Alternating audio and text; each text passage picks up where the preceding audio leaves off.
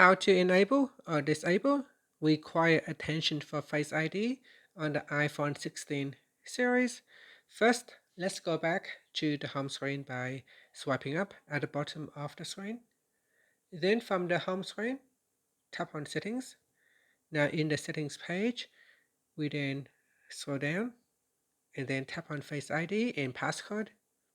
After that, put in the passcode and then we scroll down. Now in here, go to the attention section and tap on require attention for Face ID.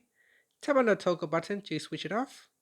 And here say require attention makes Face ID more secure. So tap on OK. And if you want to turn it on, just tap on the toggle button back and that will switch it back on. And that's it. After that, you can swipe up to return back to the home screen. Thank you for watching this video. Please like and subscribe to my channel for more videos.